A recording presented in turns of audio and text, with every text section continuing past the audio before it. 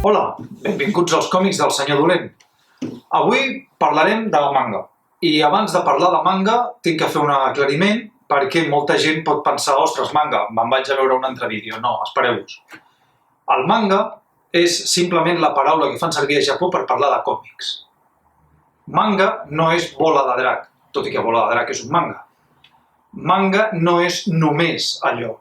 El manga és, com el diuen els japonesos, el còmic, tenen un mercat enorme i enormement variat. Amb la qual cosa, quan algú us digui manga, us està parlant de còmic japonès. I un cop dintre del manga hi ha diferents estils, diferents tendències, diferents històries. Un dia ja parlaré de bola de drac, potser, però avui no. Avui parlaré d'un altre manga. Dos mangas, concretament. Parlarem d'Adolf i de Barri Llunyà. Adolf és aquest manga d'aquí, jo el tinc en 5 volums, crec que la darrera edició que s'ha publicat és en només 2 i amb la paginació en sentit japonès, no en sentit occidental. Adolf és un manga d'Osamu Tezuka, que és pràcticament el déu del manga i és el creador, entre d'altres, però sobretot d'Astro Boy. Aquí també podeu trobar el manga, però a Japó Astro Boy va ser un autèntic fenomen. Què trobem a Adolf? Adolf és la història de 3 Adolf. Adolf Hitler i 2 Adolf més, que els 2 estan a Japó, a Kobe. Adolf Camil, que és un nano jueu, que ve d'una família jueva que viuen a Kobe, i un altre Adolf, que és el fill del cònsol alemany a Kobe. És fill d'un pare alemany, mare japonesa, i és més petit que l'altre Adolf. De fet, l'Adolf jueu el defensa quan els altres nanos del barri l'ataquen per ser gaijin, per ser estranger. Els 2 són estrangers, tot i que l'Adolf té alguns trets una mica més japonesos, però no ho és del tot, doncs bé, és el que el defensa. I estem en els anys en què el nazisme s'implanta, guanya i comença la Segona Guerra Mundial.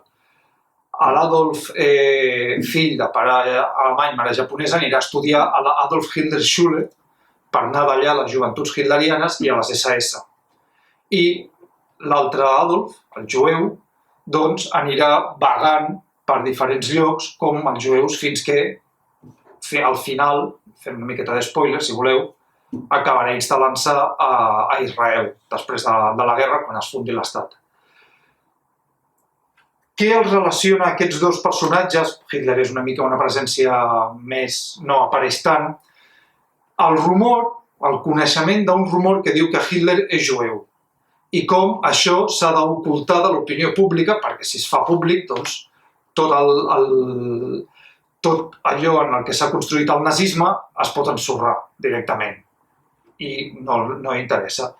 I aleshores és perseguint aquest rumor, veient qui el té, qui no el té, com es fa arribar a una banda o a l'altra, potències estrangeres que estan evidentment molt interessades, etc. Tot això en el context de la Segona Guerra Mundial veurem també i amb una recreació molt exacta de la ciutat de Kobe.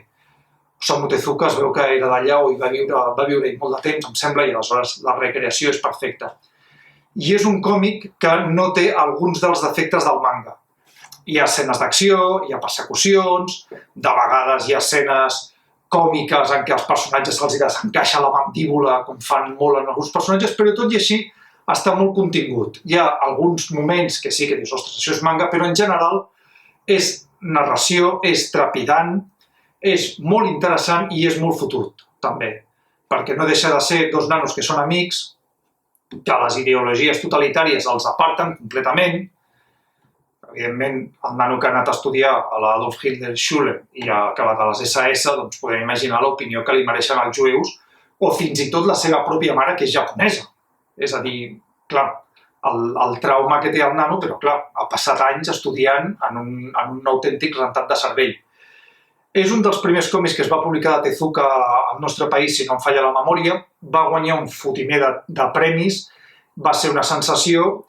Aquesta edició que us he ensenyat costa ja de trobar i ens tornem a trobar en el cas d'un còmic que té molt èxit i que periòdicament es va reeditant. Aquest encara el que jo tinc encara es va editar en el sentit occidental de la lectura. Això, si parlo més de mangas, que és la idea, ho aniré explicant més. Els mangas a Japó El sentit de la lectura és invers al nostre.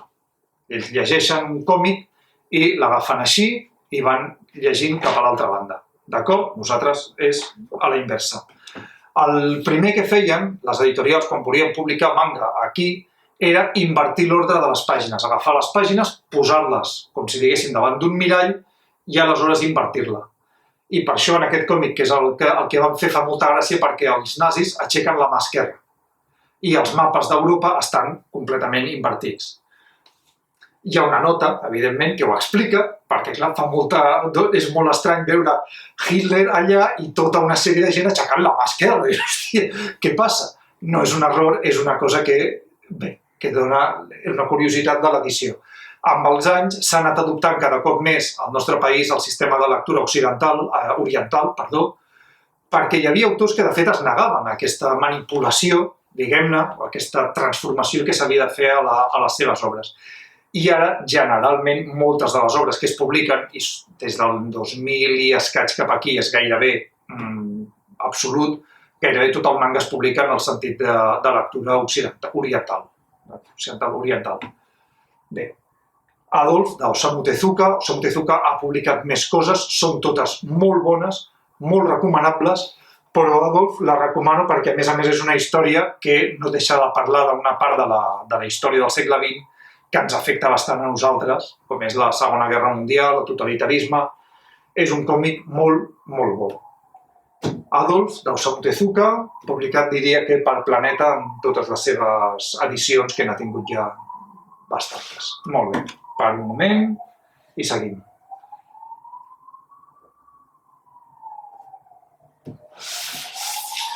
L'altre còmic és Barri Llunyà, de Hiro Taniguchi.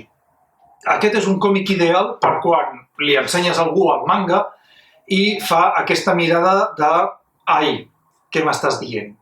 De debò. Jo vaig fer-ho una vegada en un grup de gent, els hi vaig donar aquest còmic com a llegir i molts van posar molt mala cara quan els hi vaig donar un manga. I jo vaig haver d'insistir, feu el favor, comenceu-lo, llegiu-lo, doneu-li 10, 20 pàgines i ja m'ho dieu. I els hi va encantar. Aquest còmic a tothom encanta.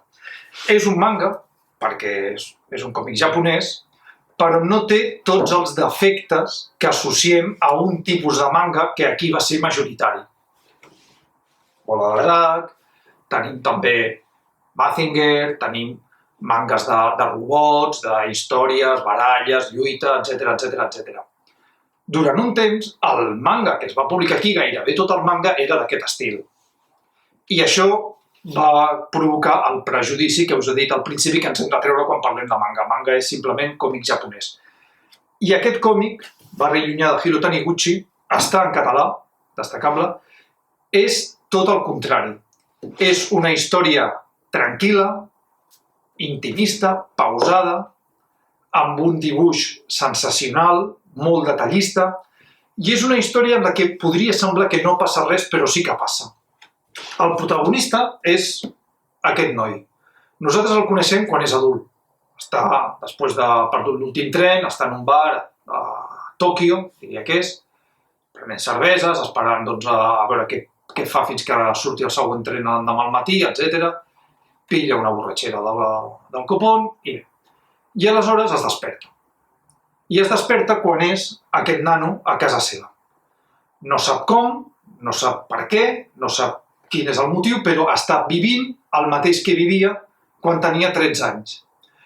Però sap tot el que, com a adult, ja sap. Disfruta d'un cos jove, a les proves de gimnàstica s'ho passa teta, corrent allà com si no hi hagués demà, perquè disfruta d'això, d'un cos jove. En anglès treu unes puntuacions altíssimes, perquè, clar, ha anat aprenent anglès i encara se n'en recorda. I la part més important de tot això és que s'acosta al dia en què el seu pare va marxar de casa i els va abandonar. Això, quan va ser nano, evidentment, va ser un cop, d'allò, i ara ho sap. I sap que això passarà. I tenim la intriga de si ho podrà evitar, o si ho entendrà, o si fins i tot és bo que ho eviti o no. Tot això amb un dibuix molt bo, amb uns diàlegs i amb un guió que flueix molt bé i en una història que va a un dels temes de Taniguchi, que és sempre el tema del pare.